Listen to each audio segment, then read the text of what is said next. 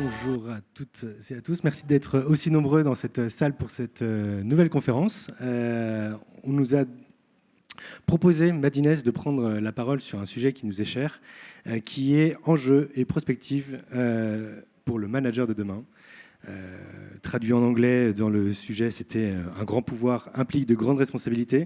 On a de la responsabilité aujourd'hui de pouvoir justement discuter de ce sujet-là. J'ai la chance et le plaisir d'accueillir mes invités et d'avoir de grandes qualités d'expertise autour de la table. Caroline Payot, bonjour, fondatrice du cabinet de recrutement Ignition Programme. Maxime Baffer, fondateur bonjour. De Bluedigo, spécialiste de l'aménagement des bureaux éco-responsables. Et Pauline Paquet, Head of Startup Success pour le fonds d'investissement Xange. Est-ce que ça marche? Oui. Donc un grand merci à tous les trois d'être avec nous aujourd'hui. On a effectivement de grandes responsabilités de répondre à cette question-là. La question du management dans les entreprises est une question clé. On va aborder les éléments communs à l'ensemble des entreprises. Et puis, on s'était dit en préparant un peu cette réunion que forcément, on allait un petit peu déborder sur la question des startups, sujet qu'on connaît bien et qui est assez aussi en lien avec les sujets actuels. On va aussi parler des éléments qui ont bouleversé notre économie dernièrement. Les années Covid, les attestations de sortie, le chômage partiel, le télétravail, la grande démission, mais aussi toutes les grandes tendances du moment. L'impact de l'inflation peut-être sur les salaires, le retour au bureau, un grand sujet, la semaine de 4 heures, est-ce qu'il faut y passer, est-ce que c'est 4 jours, pardon, 4 heures, pas encore. Et pourquoi pas. Et une pénurie de talents. Caroline, je vais commencer par vous. Vous êtes au cœur du sujet avec Ignition Programme. Et comment est-ce qu'on arrive aujourd'hui à rassurer les entreprises qu'on accompagne avec tous ces phénomènes-là? Oui, il y en a un paquet des phénomènes. C'est vrai qu'on a traversé là récemment une période où on a fait un crash, une croissance, un crash. Enfin, et puis sur le long terme, sur les questions de management, on a quand même cette vague de fond de pénurie de talent qui est liée notamment au fait que en fait, ça va trop vite. Tout change tellement vite qu'on n'a pas le temps de former à ces nouveaux métiers. Donc les métiers arrivent plus vite que ce qu'on a que le temps dont on dispose pour les former. Donc effectivement, et en plus avec une inversion du rapport de force entre les entreprises et les salariés qui devient majeure, je reviens pas dessus parce que tout le monde en parle, mais ça crée une espèce de tension dans laquelle les gens sont inquiets. Nous sommes inquiets en tant qu'entrepreneurs. Je pense que c'est dur pour tout le monde. Alors qu'est-ce qu'on fait? On fait comme tous les bons professionnels, on apporte un peu de recul et d'expertise marché, ce qu'on va essayer d'apporter là ensemble. On apporte des outils concrets. Nous, on a effectivement construit un modèle de recrutement qui essaye d'être plus adapté à ce nouveau paradigme de rapport de force d'une part et de rapidité. Et puis on apporte de la formation au management. On a créé, dans cette espèce de rapidité où il fallait former super vite sur des nouveaux métiers, on a essayé de créer une formation au management qui elle-même est rapide, efficace et en même temps extrêmement centrée sur l'humain. Donc voilà, des outils rapides, des outils efficaces, pardon. Et puis je crois aussi que comment on rassure en ayant des convictions.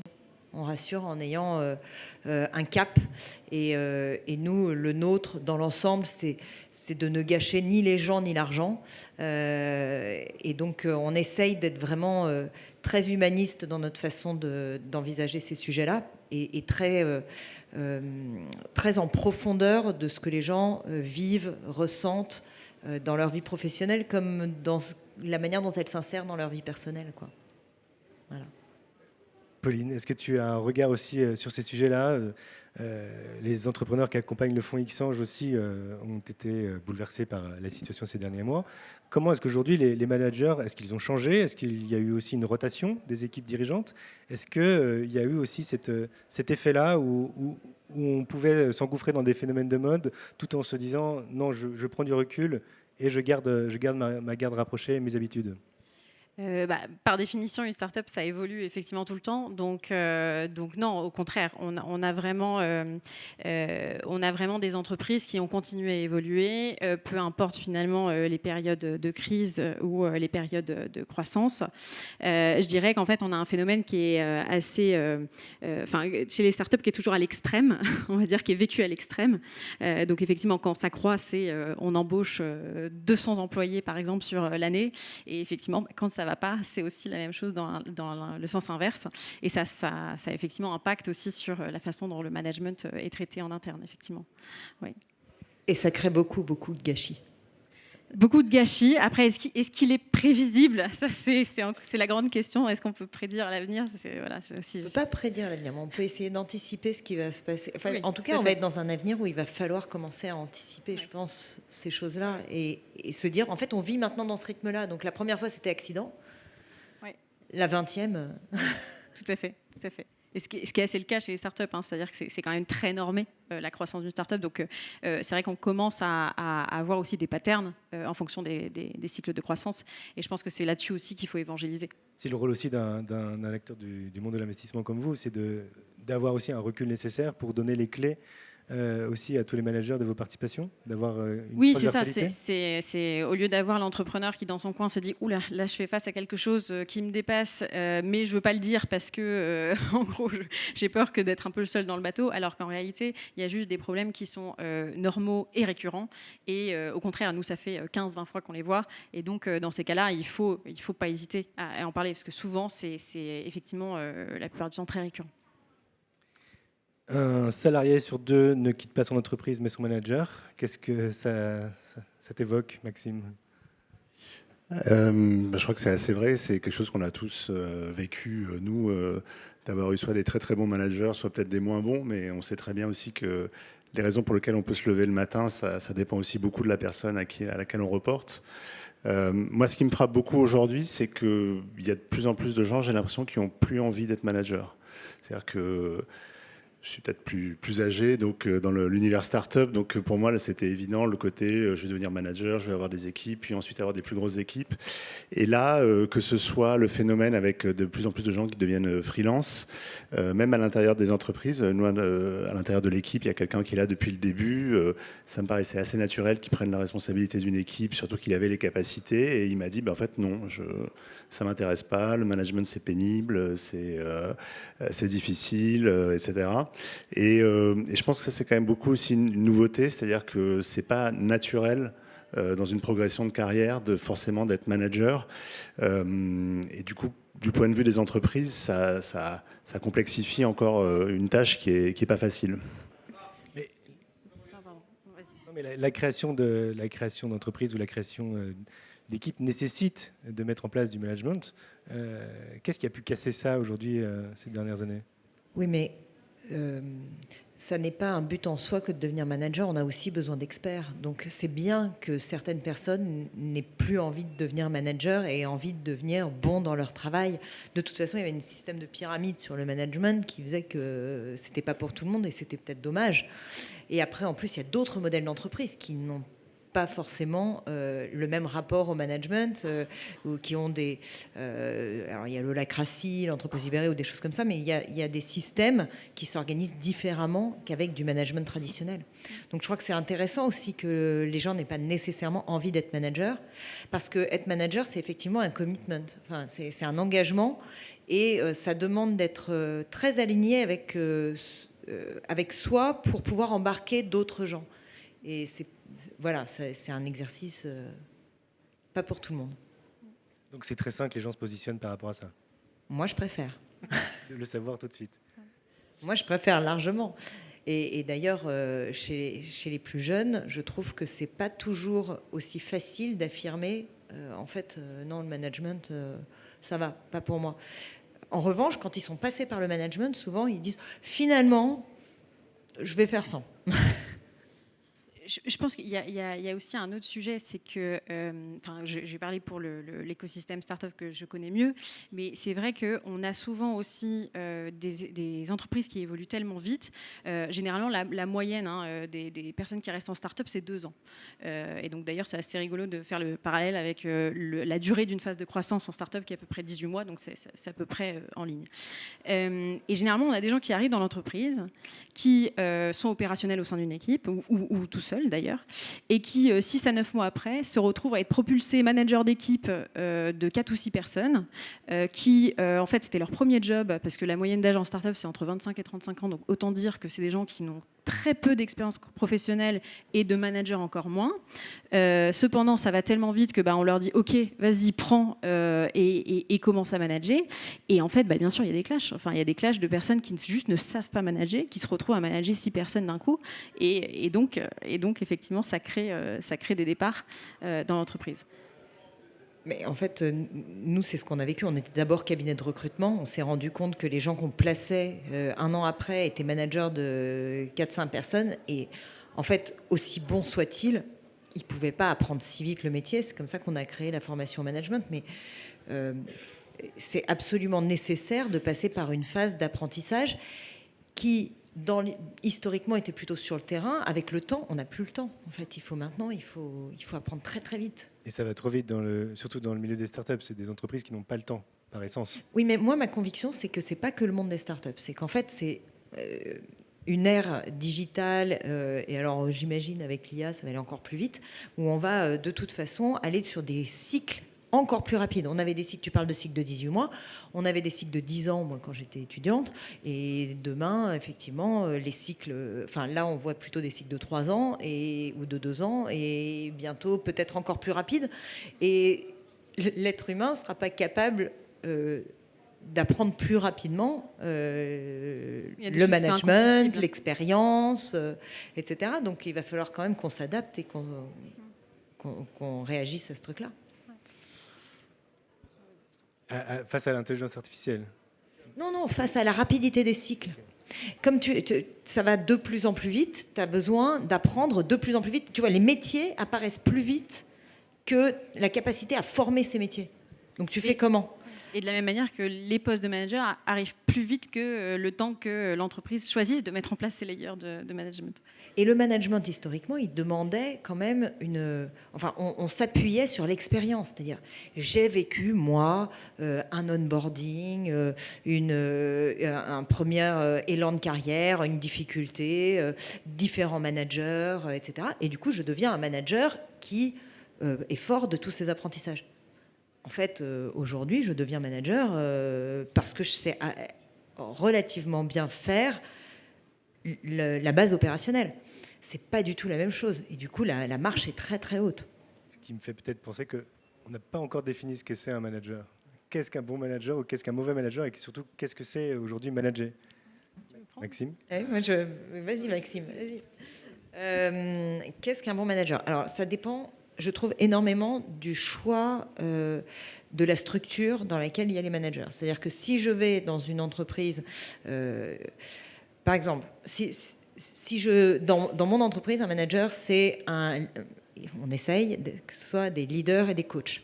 C'est-à-dire, on est organisé avec plutôt un principe de subsidiarité, donc plutôt la décision est le plus proche du terrain, sauf si tu ne sais pas, et dans ce cas-là, tu consultes et tu remontes. Dans ce cas-là, le manager, il pose les bonnes questions, il challenge.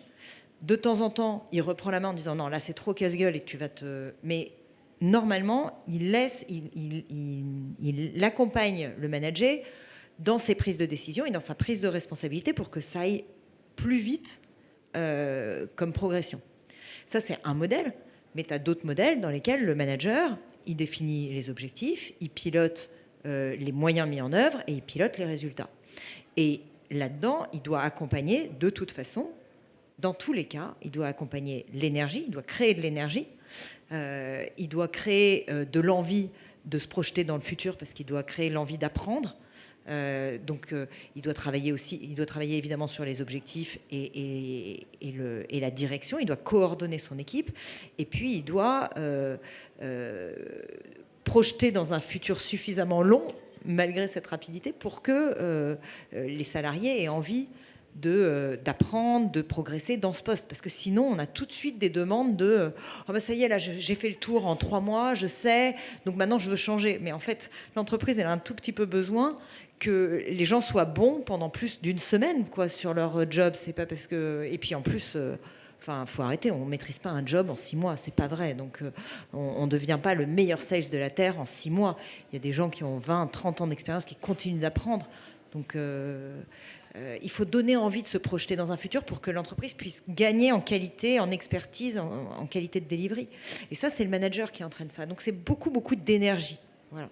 Et de savoir-faire d'embarquer les gens dans la bonne direction et de les coordonner. Si j'essaye de résumer, mais c'était un exercice pas facile. C'est pas facile à résumer, effectivement. Est-ce que c'est quelque chose qui est relié à l'expérience, souvent, j'ai l'impression, de savoir-faire, de transmission, d'énergie? Ça passe par ces éléments-là aussi, Maxime? Oui, en tout cas, comme tu disais tout à l'heure, il y a une dimension de formation. C'est-à-dire, je ne pense pas que ce soit inné d'être manager. Et souvent, le côté automatique, parce que tu es le meilleur, tu vas devenir le manager, en fait, ça peut souvent poser beaucoup de difficultés parce que justement, la personne n'est pas préparée, parce qu'elle ne sait pas exactement ce que ça veut dire, parce qu'elle n'a pas le goût de ça aussi. Donc, pour moi, la dimension de formation et puis d'accompagnement pour les managers, je pense qu'elle a toujours été importante, mais elle était peut-être un peu sous-estimée à une époque où on ne se posait pas trop de questions sur la hiérarchie, etc., le côté pyramidal. Aujourd'hui, ça me paraît vraiment encore plus important d'avoir cette dimension de formation. Et peut-être pour compléter, je trouve que le manager, si on prend un petit peu de hauteur, il a aussi une responsabilité de donner de l'information sur le contexte. C'est-à-dire, c'est pas seulement l'idée, c'est les personnes dans son équipe, mais c'est aussi être le vecteur de communication de ce qui vient d'en haut et de bien le retranscrire pour justement donner plus de visibilité aux équipes. Et parce que, comme tu disais, je pense qu'on est sur des générations aussi qui ont besoin de visibilité. Et donc, c'est important de savoir où est-ce qu'on va, pourquoi, pour les personnes qui travaillent dans l'équipe. Et justement, on le voit plus, en plus, les cycles de croissance sont plus courts, plus cette communication, elle devient essentiel parce que on a du coup des choses qui peuvent changer au jour le jour, qui impactent grandement l'entreprise. Ça peut être la crise Covid, mais ça peut être aussi, par exemple, dans les startups. Quand vous avez un fonds qui investit X millions d'euros, en fait, ça va avoir un impact sur la trajectoire de l'entreprise. Et si on ne le comprend pas déjà, ça peut avoir des impacts. Petite anecdote rigolote, hier, j'en discutais avec une amie qui me dit que son entreprise a pour ambition de devenir une licorne, donc valorisée à plus d'1 milliard d'euros. Et elle me dit, j'ai des salariés qui viennent me voir en disant mais licorne, c'est ce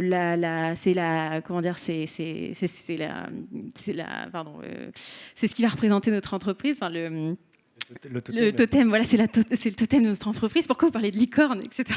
Et en fait, je pense qu'il faut se rendre compte que d'un point de vue d'un salarié, tout ce qu'on peut connaître, la macroéconomie autour de tout ça qui fait aussi la trajectoire de l'entreprise, en fait, elle n'est pas innée, quoi. Il faut lui faire comprendre et parfois aussi ça permet de mieux digérer aussi des choses ou de préparer le terrain sur des changements aussi qui vont beaucoup impacter l'entreprise.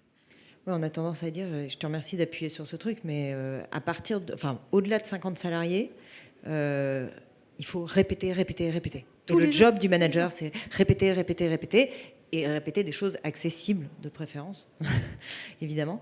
Et l'autre chose sur laquelle j'avais à cœur de prendre la parole, c'est il existe des outils. Tu disais, ça s'apprend. Il existe des outils du manager et en fait, on en parle trop peu, mais un feedback, une évaluation, une prise de parole, un plan de carrière, des career tracks quand il faut projeter. Donc, je disais tout à l'heure, le rôle du manager, c'est aussi de projeter dans le futur.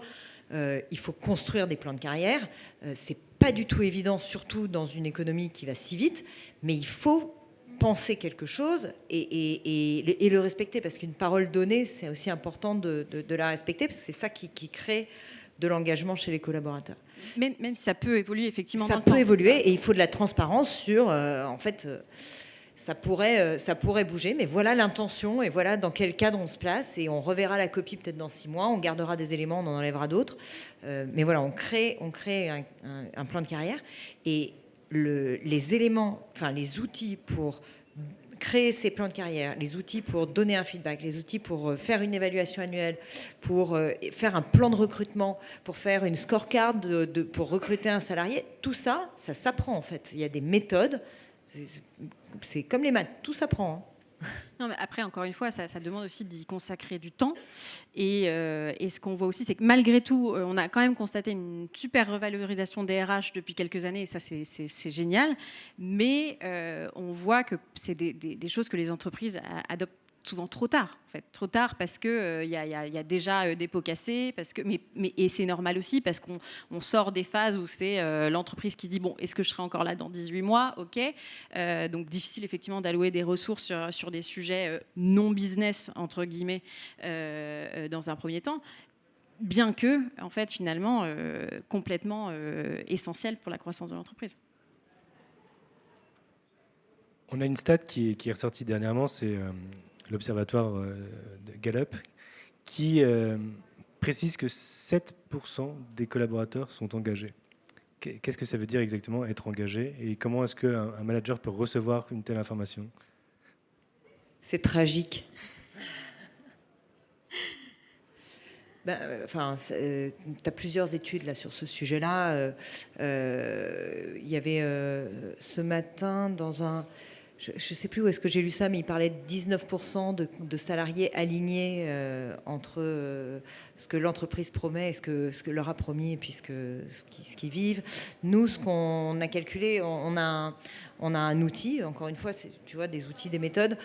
On a un outil qui s'appelle le baromètre d'alignement professionnel, qui est gratuit en ligne et qui nous a permis de faire une grosse étude sur à quel point les gens comprenaient les valeurs de leur entreprise, enfin, au-delà des valeurs, la manière dont elles vivent ces valeurs, la manière dont elles fonctionnent, en fait, quelle est la culture de leur boîte, et à quel point eux sont alignés avec ça. Et effectivement, on tombe, c'est un peu moins pire, mais on est sur 11%, quoi. Donc, sur l'alignement. Sur l'alignement, ouais. Les stats, c'est autour de 15%, quoi. Et donc, c'est quand même assez triste. Alors, c'est pour les très alignés. 100%, c'est possible? Les gens qui sont 100% alignés, on a facilement des gens à 98-99%. Okay, on peut lire cette stat en disant c'est dramatique parce qu'on peut aller jusqu'à 97-98%. Ouais. On doit la remettre dans le contexte. En fait, non, c'est pas tout à fait ça. On a 15% des gens, disons entre 11 et 20%, on a 15% des gens qui sont au-delà de 90% d'alignement, de 80% d'alignement. C'est ça l'exact truc. 15% à l'intérieur d'une équipe qui sont à 90% d'alignement. 15% des gens qui nous ont répondu sont à plus de 80% d'alignement avec leur entreprise. Voilà. Et c'est vrai que c'est trop peu, quoi. C'est trop peu et c'est pas si difficile en fait à améliorer, parce que qu'est-ce que ça veut dire? Ça veut dire que, il faut recruter les personnes qui sont les plus alignées avec la culture. Il faut que, 2, la culture soit relativement homogène pour qu'elle soit lisible, parce que si les gens ne comprennent pas du tout la même chose dans une même boîte, ça ne marche pas. Il faut qu'elle soit relativement homogène, sans avoir que des clones, mais que les gens comprennent ça. Et il faut une politique RH qui soit alignée avec ces valeurs et cette culture. C'est-à-dire que ce n'est pas la peine d'offrir un baby-foot si en fait les valeurs, c'est l'excellence. Enfin, la valeur primordiale de votre entreprise, c'est l'excellence. En fait, surtout pas le baby-foot, quoi. Surtout pas, ça va à l'encontre. Donc, ça existe encore le baby-foot? Non, ça n'existe plus. Ouais, okay. Plus personne ne le fait. Donc il y a des bonnes affaires à faire si on veut acheter un baby-foot. Ouais. Okay. Je pense que là-dessus, sur l'engagement, les entreprises doivent beaucoup s'en prendre à elles-mêmes, en fait. Et il y a quand même aussi un sujet entre les valeurs qui sont affichées et la façon dont elles sont appliquées, la façon dont ces choses-là sont communiquées aussi en interne. Sur un sujet que moi je connais bien, qui est le sujet du greenwashing, par exemple. C'est-à-dire que c'est vrai qu'il y a aujourd'hui un discours qui est quasiment généralisé sur la RSE, sur les engagements, et en réalité qui est très rarement, enfin de plus en plus, mais qui est quand même pas tellement, la réalité colle pas tellement avec le discours. Et je pense que ça, c'est un facteur de désengagement très profond. De même, quand on dit qu'on est, je sais pas, que les collaborateurs sont au cœur de l'aventure, que c'est la partie la plus importante, et qu'en réalité, on voit la façon dont ils sont traités et que c'est pas, ça correspond pas. Je pense que là-dessus, il y a beaucoup aussi à faire à l'intérieur des entreprises pour être sûr de cet alignement et du côté vraiment effectif de ce qu'elles peuvent, du discours qu'elles peuvent avoir. Je ne peux que confirmer ce que mes co-panélistes disent ici. Je pense qu'en fait, c'est vraiment un enjeu de ce qu'on disait tout à l'heure. C'est communiquer tous les jours. Et ouais. Et communiquer, tu as Slack, tu as l'email, tu as le téléphone, tu as les notifications. Enfin, à quel moment est-ce qu'on peut être sûr que les messages passent? Alors justement, Aux nous, bons endroits. on a pas mal d'entreprises qui mettent ce qu'on appelle des all-hands meetings tous les lundis matin, donc pour justement redire où est-ce que va la boîte, répondre aux questions des employés. Enfin voilà, ça quand même, ça a le mérite de donner une vision claire. Il y a aussi plus à l'échelle de chaque équipe, pas mal de moments, de rituels aussi à mettre en place pour justement partager aussi les informations. Nous, dans mon équipe, on a des stand-up tous les matins, juste 15 minutes pour se donner les grands messages de la journée et, si besoin, les infos qu'il faut avoir. Enfin, je pense que c'est pas très compliqué à mettre en place. Il faut juste se donner aussi le temps, et il faut que l'entreprise, effectivement, soit en appui de ce type de choses à mettre en place. Et moi, j'ai vraiment envie d'insister pour que les managers et les dirigeants osent une certaine transparence sur aussi leurs incertitudes, ce qui risque de bouger, et leurs engagements aussi, en disant je m'engage à ça dans la mesure de mes moyens, quoi. C'est-à-dire, je m'engage à faire ça dès lors que ce sera possible, et si ça n'est pas. Et sur le greenwashing, évidemment que c'est un peu terrible, ou sur, comment on pourrait appeler ça, le human washing. C'est un peu terrible l'écart parfois entre ce qui est dit et ce qui est fait. Néanmoins, parfois je préfère que les gens s'engagent à faire du mieux là-dessus, quitte à avoir parfois un écart et fassent pas si bien que ce qu'ils voulaient, si c'est sincère. Plutôt que ce qui fasse rien, quoi. mais peut-être que je suis désespérément optimiste. L'écart qui peut provoquer potentiellement une déception. L'écart provoque nécessairement une déception. Nécessairement. Donc il faut faire extrêmement attention, et du coup, d'où la nécessité de dire on essaye. C'est pas parfait. C'est pas parfait. Aidez-nous aussi. Enfin, responsabiliser les collaborateurs là-dessus, c'est hyper important. Hein. Et ça joue vachement, je trouve, sur le management, parce qu'on est quand même sur des générations qui ont des cycles tellement courts qu'en fait, quand ça va pas, on zappe. Et alors que, effectivement, il y a des choses qui ne peuvent s'acquérir que par l'itération. On continue, on essaye, etc. Et je suis assez d'accord avec toi. Enfin, je pense qu'on ne peut pas arriver dans une boîte et se dire ok, bon, ça, c'était pas tout à fait à 100% que c'était, bon, bah tant pis. Enfin, en fait, il y a énormément d'opportunités aussi pour faire avancer les choses en interne. Et donc, c'est aussi des rôles, je pense, qui peuvent s'ouvrir. Alors évidemment, je suis d'accord avec ce que tu disais, Maxime, il faut qu'il y ait un leadership qui soit à l'appui. Mais c'est possible, ça demandera du temps et du travail, ça c'est sûr. Est-ce que, on parlait tout à l'heure du phénomène de se retrouver tous les matins, de créer des rendez-vous. Je vais arriver sur une thématique et une problématique actuelle qui est plutôt l'aspect du télétravail versus le présentiel. Comment est-ce qu'on construit, comment est-ce qu'on manage une équipe à distance qui peut parfois un jour l'être, l'autre jour non, ou parfois 100% à distance? Comment est-ce que ça marche? Est-ce que ça marche? Moi, on échangeait l'autre jour, on se disait, mais en fait, dans la Silicon Valley, où ils font toujours un peu de tout plus extrême et plus rapide que nous, ils ont envoyé tout le monde en télétravail. Après, ils ont ramené tout le monde, en tout cas en affichage.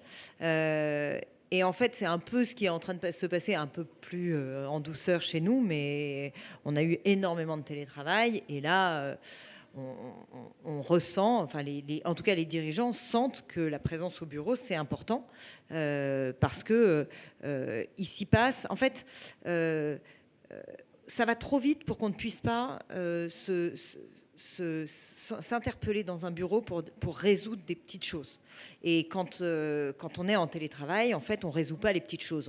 On attend que ça crée un vrai sujet et on va faire une heure de rendez-vous sur le sujet. Mais du coup, ça va vachement plus lentement. Ça va plus en profondeur. Hein.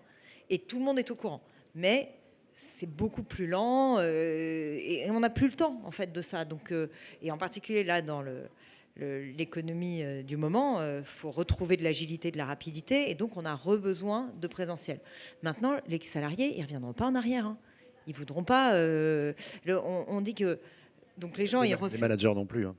Et les managers non plus. Mais les managers sont aussi des managers quelque part. Exactement. Pas du tout envie de revenir Mais même les fondateurs de boîtes ne reviendront pas en arrière.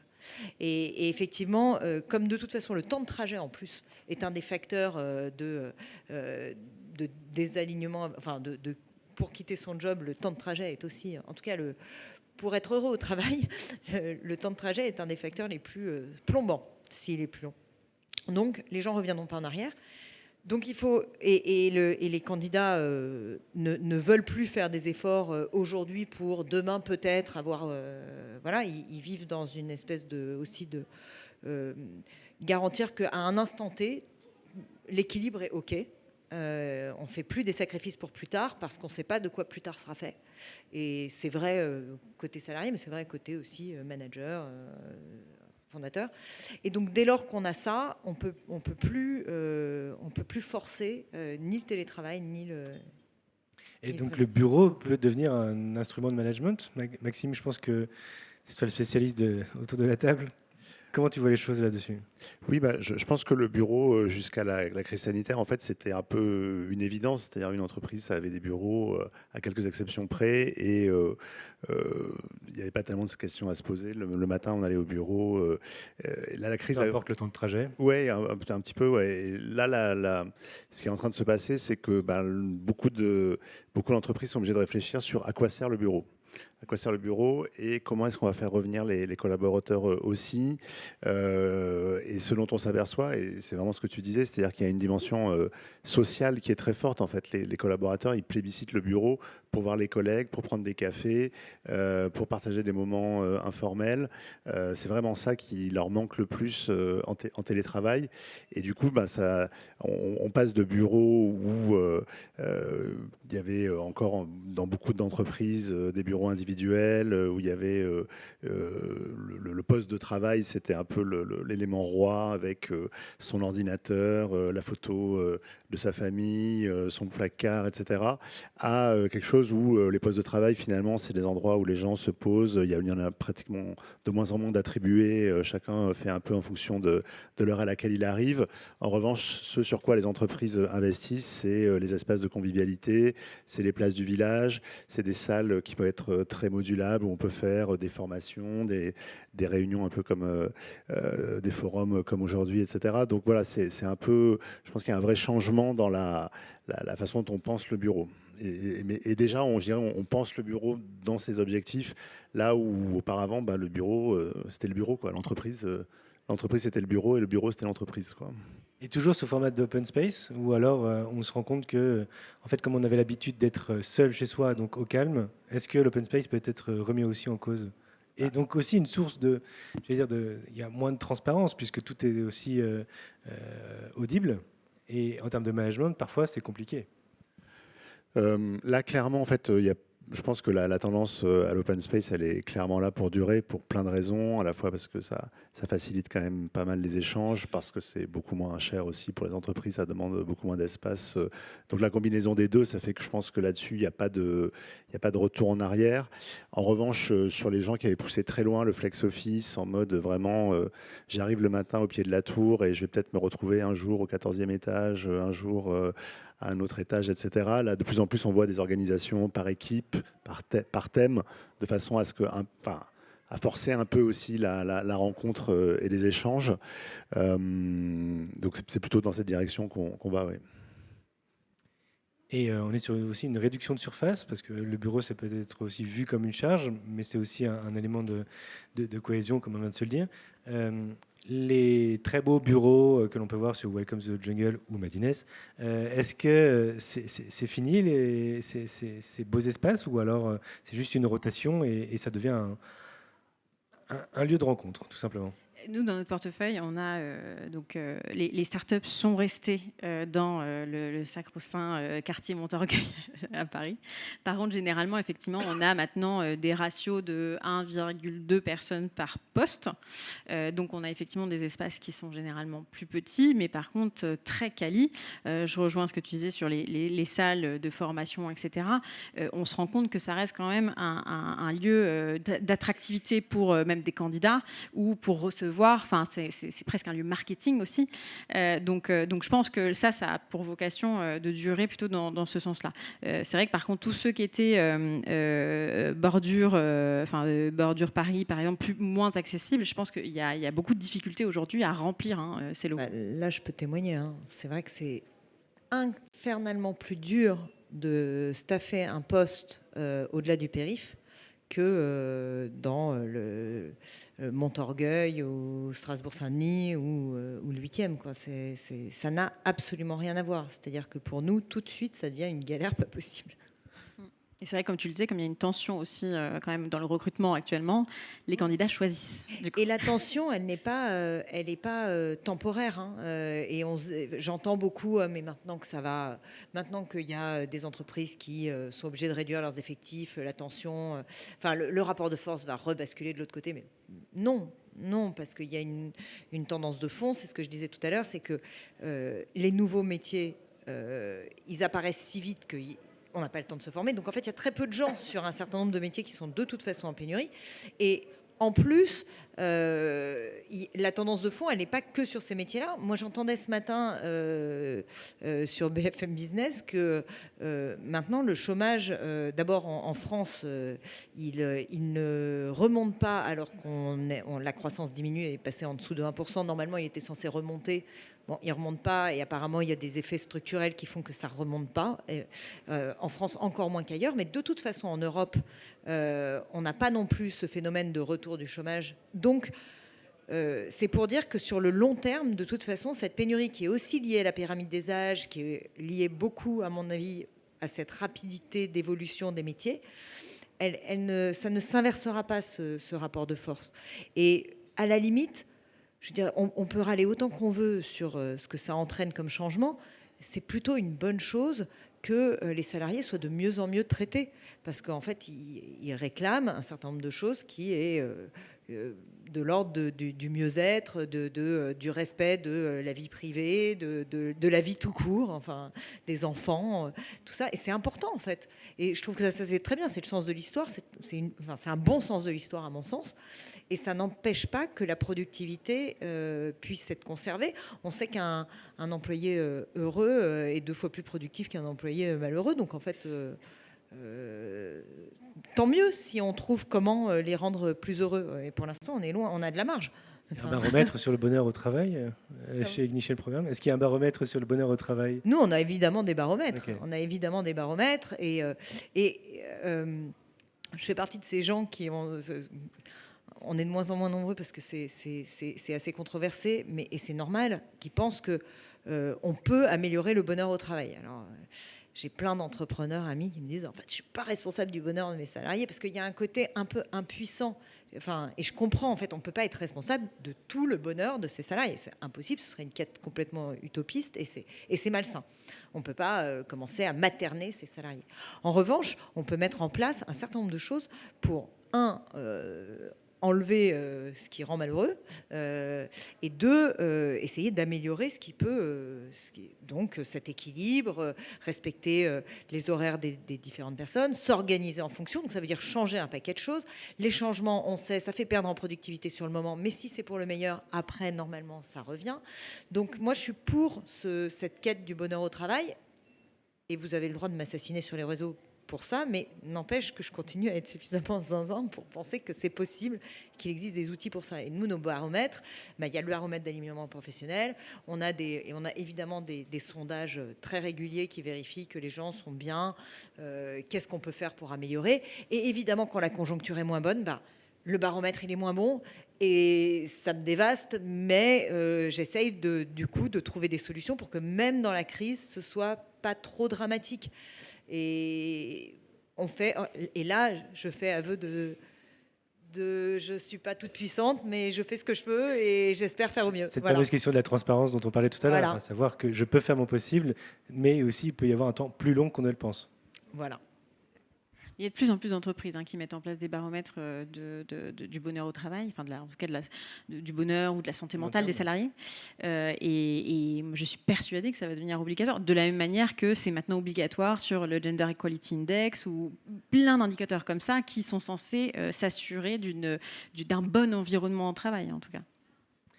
Je voulais rebondir tout à l'heure sur l'entreprise Zoom, qui est quand même l'archétype de l'entreprise qui favorise le travail à distance, qui a rappelé ses collaborateurs pour arrêter le travail à distance et les ramener au bureau. Je ne dis pas que c'est forcément une tendance, mais c'est quand même un signal fort qu'une telle entreprise fasse ce choix-là. On parle de retour au bureau, mais comme si on disait retour au travail. Est-ce que, justement, pendant cette question de télétravail ou de travail à distance, est-ce que les managers ont aussi des outils pour mesurer ou pour aller chercher le bon alignement avec ce qui est demandé dans la feuille de route quotidienne? Je crois que la difficulté quand même avec le télétravail, c'est qu'on passe vraiment sur un management qui repose sur une certaine forme de confiance. C'est quelque chose qu'on dit beaucoup, je crois que c'est quand même assez vrai, sachant quand même que par exemple aux États-Unis, il y a beaucoup de logiciels espions qui sont installés sur les ordinateurs des salariés pour s'assurer le temps qui est passé, est-ce que la souris bouge régulièrement par rapport au télétravail. Donc on voit qu'il y a quand même une tentation d'essayer de prolonger le modèle ancien aussi en télétravail. Malgré tout, pour que ça fonctionne bien, il faut passer d'une logique où on n'est pas là à compter de façon très quantitative ce que fait le salarié, est-ce qu'il passe beaucoup d'heures au bureau ou pas, mais plutôt est-ce que les résultats sont atteints, est-ce que les objectifs sont au rendez-vous, etc. Mais moi, en fait, ça me met en colère d'entendre qu'il y a des gens qui comptent les trucs de souris, quoi. Enfin, un manager, on se parlait du rôle du manager. Si le rôle du manager, c'est de compter les mouvements de souris dans la journée, l'entreprise, elle y perd énormément. Si le rôle du manager, c'est de fixer des objectifs qui sont compréhensibles, atteignables, avec les moyens de les atteindre et qu'il donne cette feuille de route, en fait, on se décharge d'une énorme partie de tâches chronophages qui consistent à contrôler ses salariés. Et en plus, c'est plus engageant et responsabilisant pour les salariés. Après, ça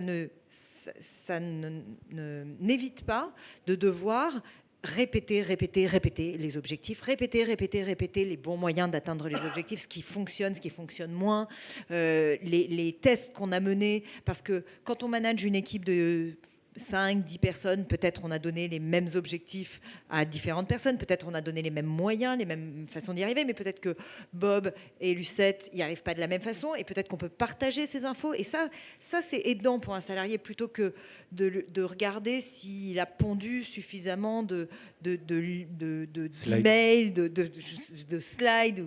C'est évidemment pas ça qui fait la qualité du travail. Donc, vérifier qu'on a fixé les bons objectifs, qu'on a donné les bons moyens, et répéter, transmettre l'information de droite à gauche, de haut en bas, en permanence, ça prend déjà suffisamment de temps pour pas être en plus en train de contrôler les gens.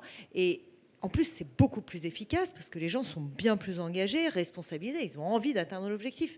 Et puis, créer aussi de la fierté d'atteindre l'objectif. On oublie parfois cette dimension-là, mais quand les gens atteignent l'objectif, il faut avoir tout un dispositif pour que les gens soient fiers. Et là, tu disais sur le télétravail, en fait, c'est un modèle où effectivement, pour engager et pour donner de la fierté à chacun, en fait, les gens ne voient pas. Enfin, si Bob a réussi son truc, Lucette le saura peut-être jamais. Donc le bon manager, c'est quelqu'un qui effectivement arrive à bien transférer l'info. Et dans le télétravail, on peut le faire, mais ça demande de l'inventivité parce que c'est pas les modèles traditionnels. Enfin, du coup, il faut créer tout un système pour partager ça, pour partager les fiertés, pour créer de l'engouement. Parce que c'est super d'être fier dans son salon 3 secondes parce qu'il y a eu un Slack qui dit t'as super bien réussi ta vente, mais franchement c'est quand même autre chose d'avoir les gens qui se mettent à crier, d'avoir des applaudissements, une cloche ou un gong, enfin dans l'écosystème startup, on a beaucoup fait ça, mais de toute façon, ne serait-ce qu'une tape dans le dos du mec qui est à côté de soi, c'est quand même autre chose qu'un Slack avec un donut, quoi. Donc, moi, je trouve. Mais, et ça, cette énergie-là, la recréer en télétravail, c'est pas facile. Maintenant, on l'a dit, dans le bien-être, il y a aussi le fait de ne pas avoir les trajets. Donc, il faut trouver un juste milieu. Il faut pouvoir se donner des claques dans le dos, boire un verre quand ça va bien, et puis partager des fiertés pour montrer qu'on atteint l'objectif. Parce que, encore une fois, hein, le management, c'est créer une énergie dans une même direction. Donc, ça marche avant ça marche avec le bâton, maintenant ça marche plutôt avec la carotte. Il faut que les carottes soient claires et il faut qu'il y ait un sentiment, une dopamine du moment où on a réussi, sinon ça marche pas. Et en télétravail, recréer ça, c'est pas facile, c'est pas impossible, mais c'est pas facile. Et d'ailleurs, par rapport au bureau, moi j'ai vu beaucoup, tu disais les espaces sont diminués, moi j'ai vu beaucoup chez mes clients, plus de séminaires, alors avec la difficulté, parce qu'on cumule en ce moment les problèmes, que il faut pas faire l'empreinte carbone et tout ça, mais donc on fait plus les séminaires en Thaïlande, mais il y a quand même l'idée de faire des séminaires encore plus sympas, etc. Nous, on fait de l'animation de séminaires, on fait vivre des expériences où les gens, ils sont bouleversés, il y a des larmes, il y a des gens qui se prennent dans les bras. Au moins, il se passe quelque chose, quoi. C'est humain. Sinon quoi? Oui, effectivement, on reste derrière son donut, quoi. Mais, et puis, enfin, on parle de manager, mais la traduction, c'est pas juste gestionnaire. Enfin, c'est avant tout ce que tu disais, de l'humain et beaucoup d'énergie. Beaucoup d'énergie. Je crois qu'en fait, Donc, à la fin de cette con, je crois que j'aurais au moins synthétisé dans ma tête le fait qu'un manager, c'est d'abord de l'énergie. Ouais.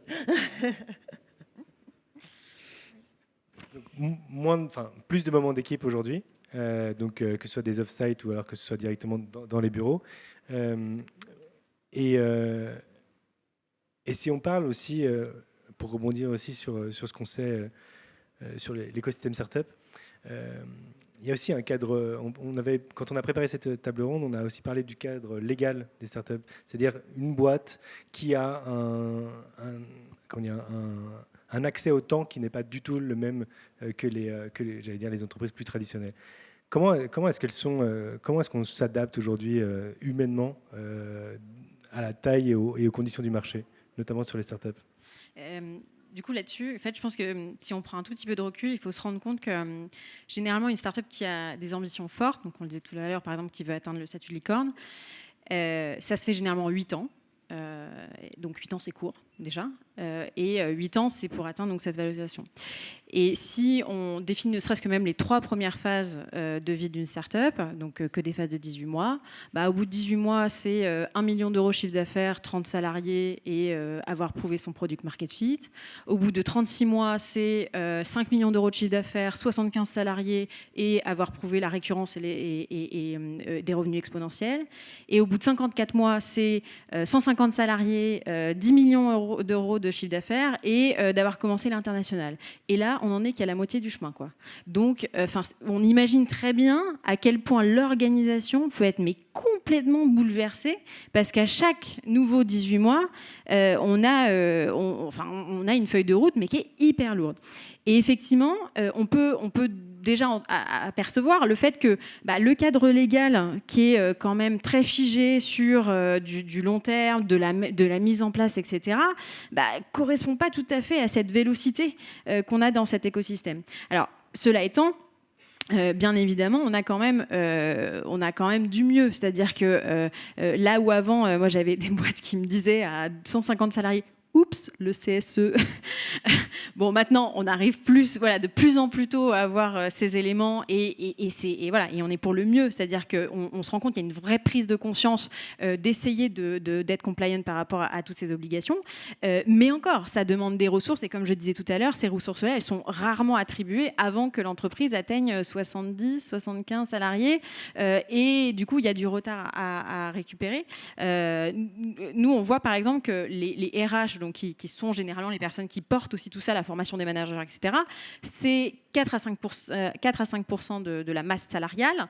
Et généralement, ça n'est pas le cas. Ce ratio n'est pas atteint avant que la boîte fasse vraiment 100 employés. Donc on voit bien que... Le département RH avant 100 employés. Non, c'est-à-dire qu'on n'a pas 4 à 5% de la masse salariale qui sont des RH dans l'entreprise avant 100 salariés. Mais voilà, c'est des choses qui, comme je disais tout à l'heure, il n'y a pas d'arbitrage hors ce business sur ce type de fonction et ça crée du coup après de la dette. Mais il y a quand même du mieux. Avant, c'était bien pire. Donc il y a quand même du mieux. Mais moi, il y a un truc qui m'a beaucoup bouleversée ces derniers temps parce qu'avec le Covid, puis avec la crise des taux, on a vu, et puis même avec, ça fait 10 ans que je travaille dans l'écosystème des entrepreneurs, avec les très fortes croissances, il y a eu des moments où les entreprises avaient mal géré leur croissance et ont dû faire des réductions d'effectifs pour sauver le reste des emplois. Et en fait, il n'y a pas d'outils propres pour pouvoir le faire en France quand on est sur ces rapidités d'action. Le résultat, c'est que c'est tout cracra. Parce qu'en fait, on ne peut pas faire un PSE, donc un plan social, dans une start-up qui donc, a vu ses revenus faire comme ça, admettons, janvier, février, mars, on est encore comme ça. C'est dingue. Avril, on fait ça.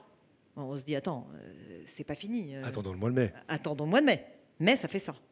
Et puis juin, ça fait ça. Et alors là, soudainement, on s'aperçoit qu'en fait, si on tire le trait, il ne nous reste plus que 3 mois. Mais un PSE, il faut 1 an.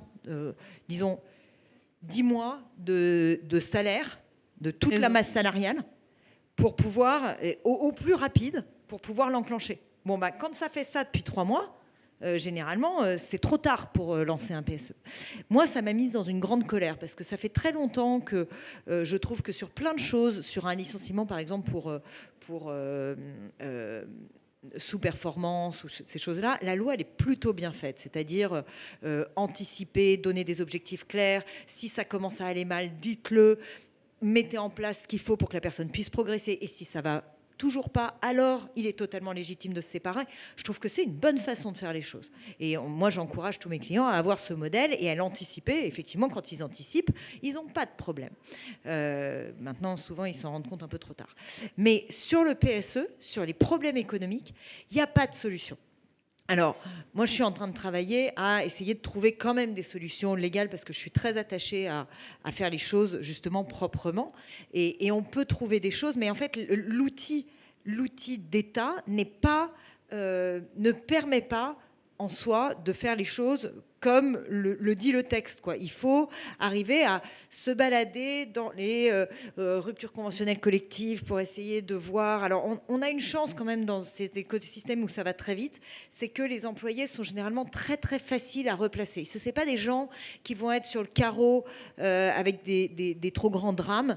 Et donc, ça permet de réagir différemment. Donc, on peut imaginer dans ce contexte des procédures où, effectivement, le PSE étant off, on va aller sur une RCC sur laquelle on est vraiment transparent avec les salariés. Regardez, si on continue comme ça, dans 6 mois, on est cuit.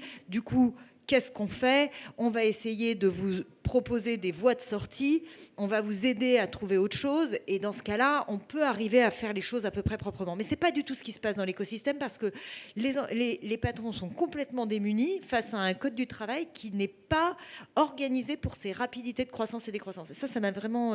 Ces situations-là, en plus, elles provoquent énormément de questions, ce qui me fait rebondir sur comment est-ce qu'on manage dans un temps de crise quand parfois nous-mêmes, on n'est pas rassurés, quand le manager et les managers ne sont pas rassurés.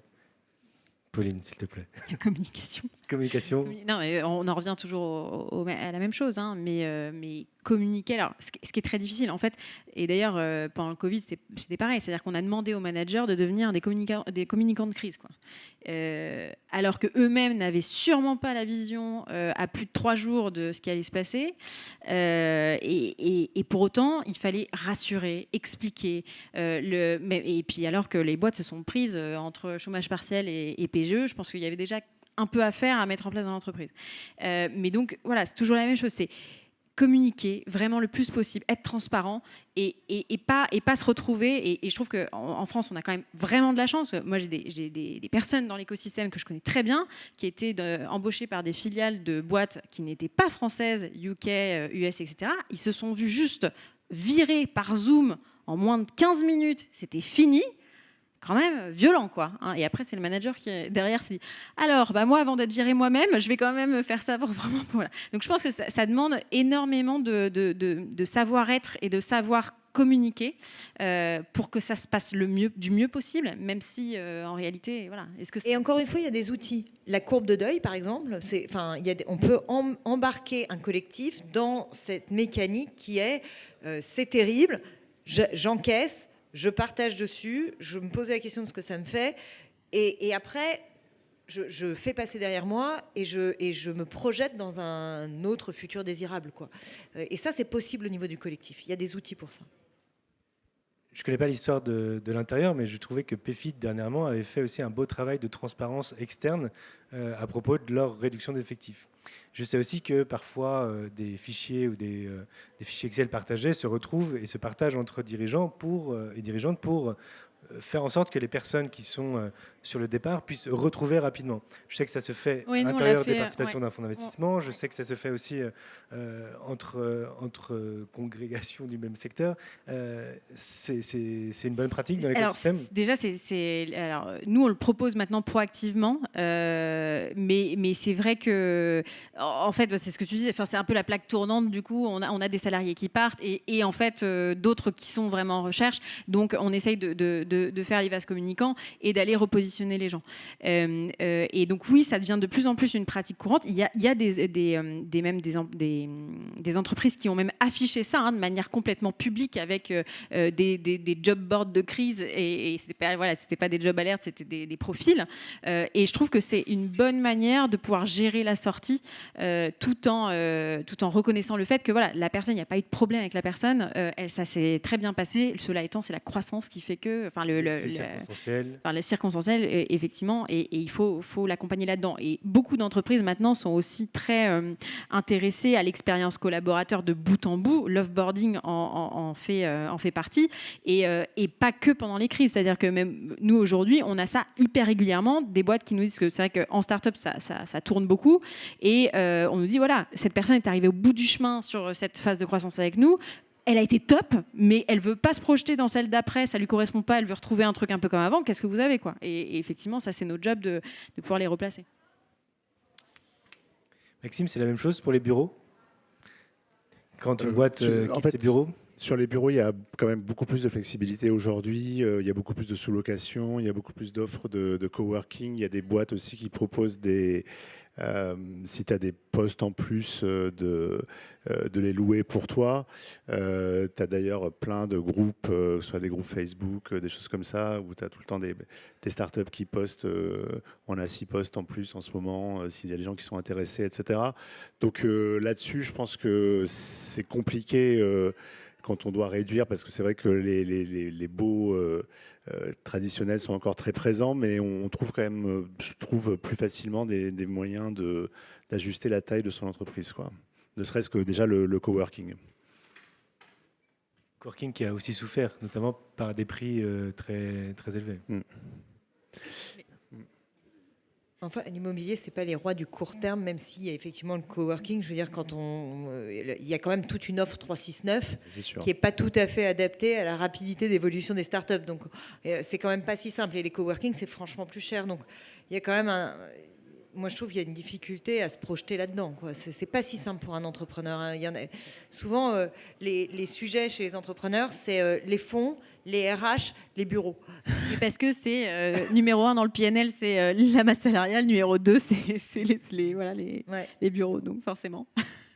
Mais là aussi, grosse plaque tournante de qui veut sous-louer 10 postes chez moi parce que j'ai pris un peu plus large que ce que j'ai besoin actuellement, mais je sais que dans 6 mois, j'y serai. C'est incroyable quand on a c'est ces besoins qui nous remontent et finalement on arrive pareil à faire un peu de puzzle. Bon, c'est toujours un peu quand même compliqué de trouver la bonne personne au bon moment, mais voilà, ça se fait.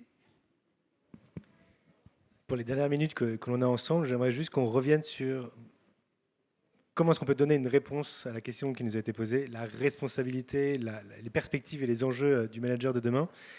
Alors, on a parlé de donner beaucoup d'énergie, on a parlé de peut-être rassembler toujours plus, en tout cas trouver des moments pour fédérer les équipes autour d'enjeux communs, bien expliquer, comprendre les ambitions, comprendre les enjeux. On n'a pas forcément abordé la question de la formation, même si j'ai compris que chez Ignition Programme, il y avait une formation au management, mais c'est aussi certainement une des clés et piliers de ces enjeux-là pour le manager. Tu confirmes, Caroline? Ah bah oui, moi je plus sois. Mais avec une grande difficulté qui est d'arriver à former suffisamment vite parce que y a pas de...